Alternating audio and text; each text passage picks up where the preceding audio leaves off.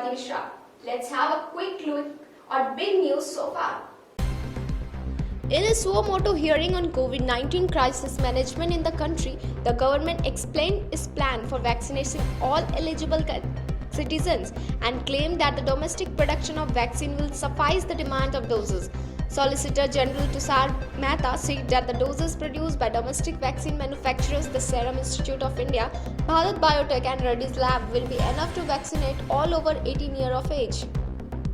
Police and child safety experts says while the sexual abuse over the social media is rampant, only a small percentage of children are able to stand up against the abusers, and even fewer go on to report them to the authorities. Actress Kangana Ranaut paid obeisance at Golden Temple amid tight security on her first visit to the holiest shrine of Sikhs on Monday morning. Accompanied by her family, Kangana arrived in Amritsar by air and reached the shrine for a brief visit at 7 am. Though she avoided speaking to the media, she later wrote on Instagram, "Today I visited Sri Harbinder Sahib Golden Temple even though I grew up in the north and almost everyone in my family has already visited the temple many times. Only for me it was the first time, speechless and stunned with the Golden Temple's beauty and divinity."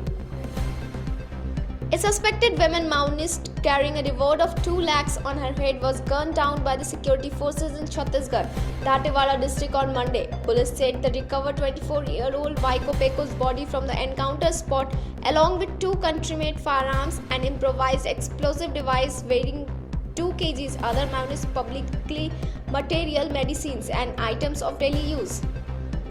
UP to ease COVID curfew in district with less than 600 active cases. The Uttar Pradesh government on the Sunday announced relaxation in the statewide COVID curfew on weekends in the district with less than 600 active cases on efforts from 1st June. There are 55 such districts in the state at present, including the capital city Lucknow.